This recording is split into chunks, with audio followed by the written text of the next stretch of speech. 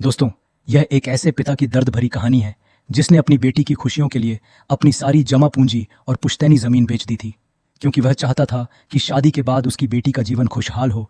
मगर वह नहीं जानता था कि उसका और उसकी बेटी का यह ख्वाब उन्हें बहुत जल्द एक ऐसे खौफनाक और डरावने रास्ते पर ले जाएगा जो उनकी बेटी के विश्वास और भरोसे को पूरी तरह से तहस नहस कर देगा।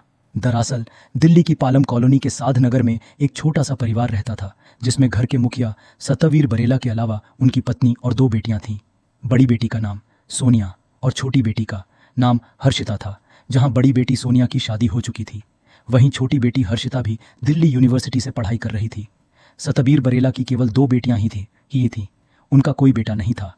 पिता सतबीर पेशे से एक ड्राइवर थे। सब कुछ ठीक चल रहा था। बचपन से ही उनकी दोनों बेटियों में एक अलग ही तरह का लगाव था।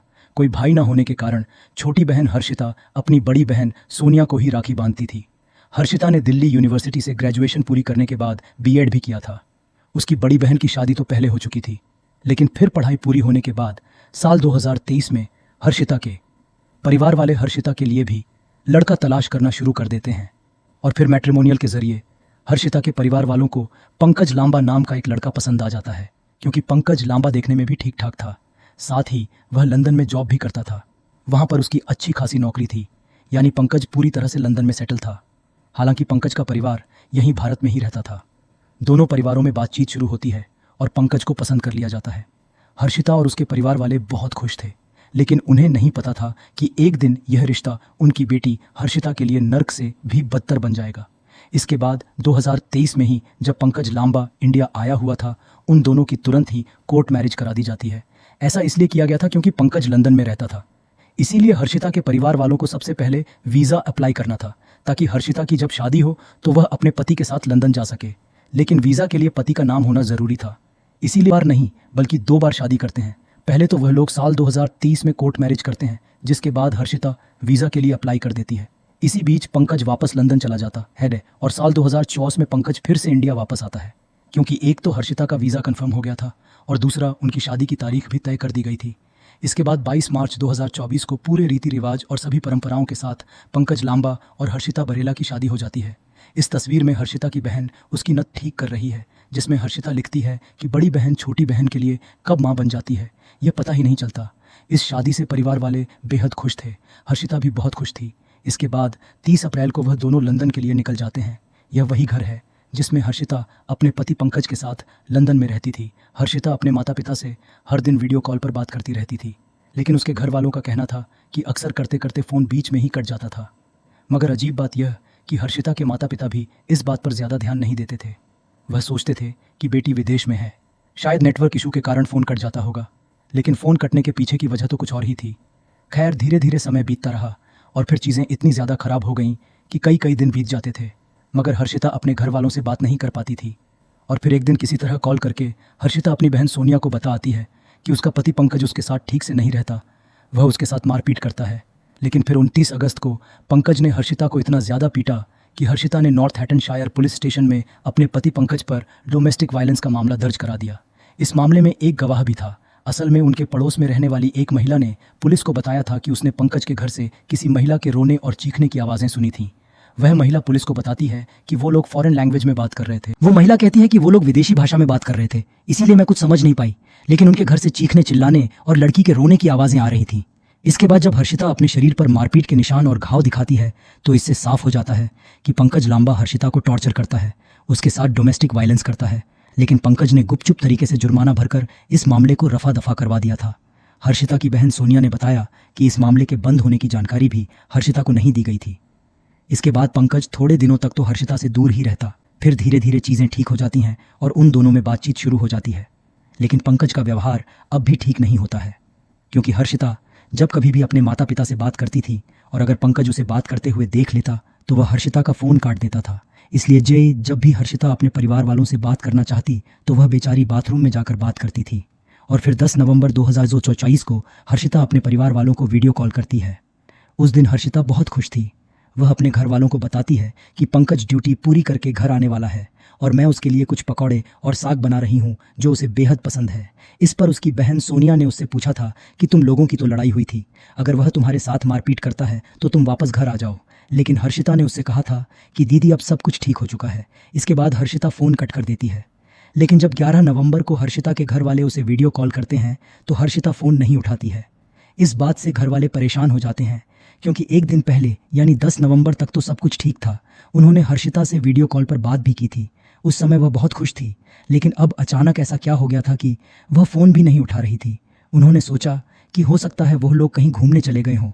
लेकिन 12 नवंबर को भी हर्षिता के पिता ने उसे कॉल किया, और जब हर्षिता ने उस दिन भी फ़ोन नहीं उठाया तो उन्होंने परेशान होकर अपने दामाद पंकज लांबा को कॉल किया, क्योंकि उन्हें पता था कि पंकज हर्षिता के साथ है। लेकिन पंकज ने भी फ़ोन नहीं उठाया तो हर्षिता के परिवार वाले बहुत डर जाते हैं। उन्हें किसी अनहोनी का डर सताने लगा था। इसके बाद सतबीर बरेला ने पंकज के जानकार जो लंदन में ही रहते थे उनसे भी बात की, लेकिन वह लोग भी उनकी कोई मदद नहीं करते।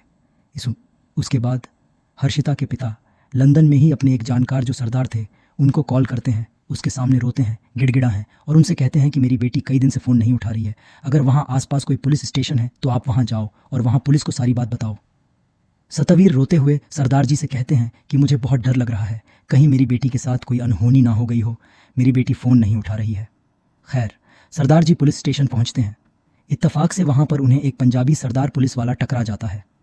सरदार जी एक पंजाबी को ब्रिटेन पुलिस में देखकर खुश हो जाते हैं और फिर उनको पूरी बात पंजाबी भाषा में बताते हैं कि हमारे भारत की एक लड़की हर्षिता जो दिल्ली शहर से आई हुई है, वह यहाँ अपने पति के साथ रहती थी, लेकिन वह मिल नहीं रही है। उसके परिवार वाले भी उससे कांटेक्ट करने की कोशिश कर रहे हैं, मगर हर्षिता का कुछ पता नहीं चल रहा है।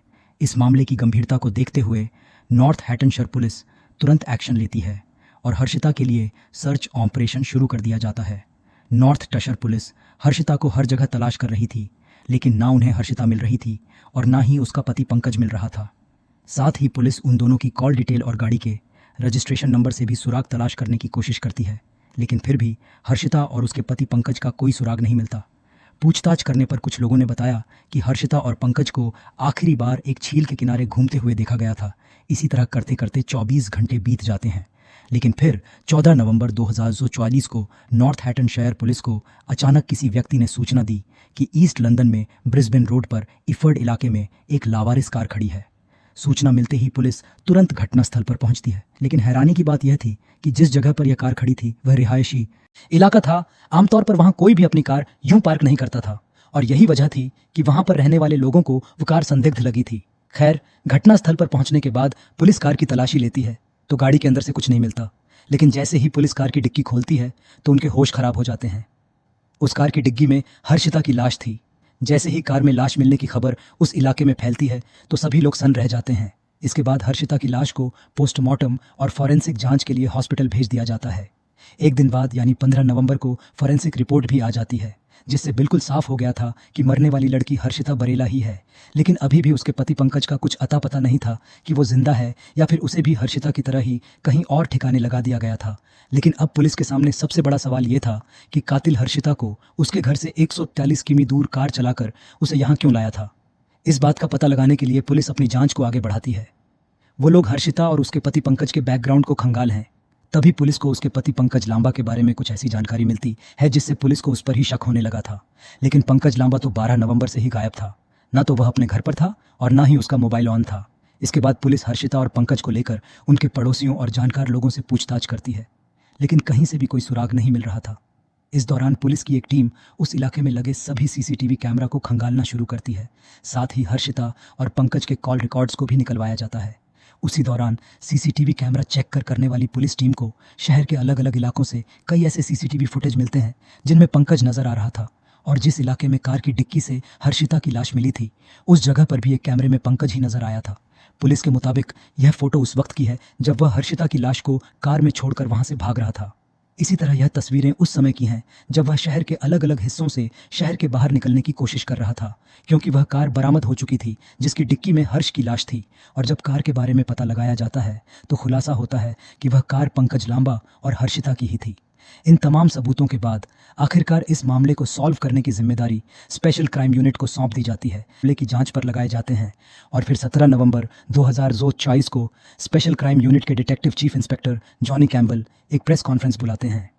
इस प्रेस कॉन्फ्रेंस में वह हर्षिता के कत्ल के मामले को सॉल्व करने का दावा करते हुए बताते हैं कि हर्षिता का कातिल कोई और नहीं बल्कि उसका अपना पति पंकज लांबा ही है। इसके साथ ही डिटेक्टिव जॉनी कैम्बल यह भी बताते हैं कि हर्षिता का कत्ल करने के बाद पंकज लंदन से ही नहीं बल्कि इंग्लैंड से भी फरार हो चुका है, लेकिन उसे तलाश करने के लिए इंटरनेशनल सर्च ऑपरेशन शुरू कर दिया गया है। डिटेक्टिव जॉनी कैम्बल ने लोगों से भी रिक्वेस्ट की है कि अगर पंकज के बारे में कोई भी जानकारी किसी के पास हो तो वह पुलिस से ज़रूर शेयर करें। लेकिन इस तलाश का सबसे अहम पड़ाव भारत में ही है, क्योंकि पुलिस को और हर्षिता के परिवार वालों को शक है कि पंकज इंग्लैंड से भागकर भारत ही आया होगा। हर्षिता की बहन सोनिया का कहना है कि पंकज लांबा ने उनकी बहन को पूरी तरह से तोड़कर रख दिया था। वह उसकी बहन को मारता पीटता था। हालांकि सोनिया ने कई बार अपनी बहन हर्षिता से बोला भी था कि तुम वापस घर आ जाओ। सोनिया ने आगे बताया कि पंकज की जॉब के बारे में भी उन्हें झूठ बताया गया था। असल में जब उन्होंने मैट्रिमोनियल साइट पर पंकज की प्रोफाइल देखी थी तो उसमें था कि पंकज लंदन में एक कंपनी में अच्छी खासी जॉब करता है, लेकिन बाद में जब हर्षिता उससे शादी करके वहां जाती है तो पता चलता है कि वह तो एक सिक्योरिटी गार्ड है। हर्षिता के परिवार ने इस चीज़ को भी एक्सेप्ट कर लिया, लेकिन फिर पंकज हर्षिता को दहेज के लिए टॉर्चर करने लगा, उसे मारने पीटने लगा, तो हर्षिता उसके खिलाफ डोमेस्टिक वायलेंस का मामला दर्ज करवाती है। अपना घर चलाने के लिए हर्षिता भी शादी के कुछ दिन बाद एक वेयर हाउस में काम करने लगती है, लेकिन पंकज हर्षिता के जॉब करने पर भी उससे चिढ़ता, हालांकि उसकी जॉब के पैसे भी पंकज ही रख लेता था। सोनिया ने बताया कि पंकज और उसके परिवार वालों की दहेज की मांग के कारण उनके पिता को संपत्ति तक बेचनी पड़ी थी। उसने बताया कि पंकज के परिवार वालों ने हमारे घर आकर फिर से दहेज की मांग की थी, जिसके चलते उसके पिता को कुछ संपत्ति बेचनी पड़ी। पहले जब उसको पीटा था तो सितंबर में उसके बुआ फूफा और उसकी माँ आई थी, तो तब भी पापा को बोल के गए थे कि हमें अब इतनी कसर कमी छोड़ दी तुम लोगों ने शादी में, तो अब पूरी करो। उनकी डिमांड थी पैसों से रिलेटेड, तो पापा ने फिर अभी प्रॉपर्टी भी थोड़ी बेची है। तो इस ड्यूरिंग टाइम लगता है प्रॉपर्टी बेचने का, ये नहीं होता रातों रात पेमेंट आ जाए। तो हम उनके डिमांड फुलफिल करने ही वाले थे अभी फरवरी तक। सोनिया ने बताया कि फरवरी तक हम उनकी मांग को पूरी करने में जुटे हुए थे, लेकिन फिर भी पंकज ने उसकी बहन को कत्ल कर दिया। वह पहले जब उसको पीटा था तो सितंबर में उसके बुआ फूफा और उसकी माँ आई थी, तो तब भी पापा को बोल के गए थे कि हमें अब इतनी कसर कमी छोड़ दी, तुम लोगों ने शादी में तो अब पूरी करो। उनकी डिमांड थी पैसों से रिलेटेड, तो पापा ने फिर अभी प्रॉपर्टी भी थोड़ी बेची है। तो इस ड्यूरिंग टाइम लगता है प्रॉपर्टी बेचने का ये नहीं होता, रातों रात पेमेंट आ जाए, तो हम उनके डिमांड फुलफिल करने ही वाले थे। अब हर्षिता के परिवार वालों का कहना है कि पंकज ब्रिटेन से भागकर भारत पहुंच चुका है और वह यहीं कहीं पर छिपकर रह रहा है। उन्होंने ब्रिटेन और भारतीय पुलिस से रिक्वेस्ट की है कि पंकज को जल्द से जल्द गिरफ्तार किया जाए। सोनिया ने बताया कि जब मैंने पंकज की मां से बात की तो उन्होंने ठंडे स्वर में जवाब दिया कि हमारा बेटा भी तो लापता है, जबकि आपकी बहन हर्षिता कम से कम वापस तो आ रही है। उनका यह रवैया भी शक पैदा करता है और कई सवाल खड़े करता है। खैर, हर्षिता बरीला का शव 3 दिसंबर को यानी उसकी मौत के 19 दिन बाद जब दिल्ली के साधनगर में उसके घर पर पहुंचा तो उसे देखते ही हर्षिता की मां फूट फूट कर रोने लगी। हर्षिता की बड़ी बहन सोनिया ने अपनी छोटी बहन का शव देखकर रोते हुए कहा कि वह बहुत मासूम और बच्चों जैसी थी, वह कभी किसी से लड़ाई नहीं करती थी। लेकिन इस शादी से पहले हर्षिता के परिवार को भी पंकज लांबा और उसके परिवार के बारे में थोड़ी जानकारी जुटा चाहिए थी। उन्हें मैट्रिमोनियल के जरिए मिले व्यक्ति पर तुरंत ही भरोसा करने की बजाय उनके कैरेक्टर और उनके व्यवहार के बारे में जानकारी लेनी चाहिए थी। और सबसे बड़ी बात यह कि जब हर्षिता के परिवार को पता चल गया था कि पंकज उसके साथ मारपीट करता है, उसे दहेज के लिए टॉर्चर करता है, उन्हें यह भी पता था कि हर्षिता ने पंकज के खिलाफ डोमेस्टिक वायलेंस की कंप्लेंट भी दर्ज कराई थी। इतना सब होने के बाद भी उन्होंने हर्षिता को वहाँ से निकालने की कोशिश नहीं की, बल्कि वह लोग उल्टा पंकज की दहेज वाली मांग को पूरा करने में लगे हुए थे। हालांकि हम सब जानते हैं दहेज के लोभीवंत भी विश्वास नहीं करना चाहिए, क्योंकि ऐसे लोग सारी ज़िंदगी दहेज के नाम पर लड़की को परेशान करते ही रहते हैं। और अक्सर देखा गया है रोज़ रोज़ के झगड़ों से तंग आकर या तो लड़की खुद ही अपनी जान दे देती है या फिर डिमांड पूरी ना होने पर उसका पति ही उसे ख़त्म कर देता है। यही मासूम हर्षिता के साथ भी हुआ। बेचारी हर्षिता तो अब इस दुनिया में नहीं है, लेकिन इस घटना में उन लोगों के लिए एक सबक ज़रूर है जो लोग जल्दबाजी में बिना किसी जाँच पड़ताल के ही अपने लड़के लड़कियों की शादी तय कर देते हैं। खैर, अभी पंकज की तलाश जारी है, लेकिन अभी तक वह हैवान पुलिस के हाथ नहीं आया है। और जब तक पंकज पकड़ा नहीं जाता तब तक यह कहना मुश्किल है कि असल में हर्षिता का कत्ल क्यों किया गया है। हर्षिता का परिवार अभी अपनी बेटी को इंसाफ दिलाने के लिए लड़ रहा है। दोस्तों, इस घटना को सुनाने का उद्देश्य किसी का दिल दुखाना नहीं है, किसी को परेशान करना नहीं, बल्कि आपको जागरूक करना है, आपको सचेत करना है। दोस्तों, इस पूरी घटना के बारे में आपकी क्या राय है? कमेंट बॉक्स में ज़रूर बताएं। और अगर हमारी मेहनत पसंद आई हो तो इस वीडियो को लाइक करते हुए शेयर भी करें। अगर आपने अब तक चैनल को सब्सक्राइब नहीं किया है तो हमारे चैनल को सब्सक्राइब कर लीजिए। धन्यवाद।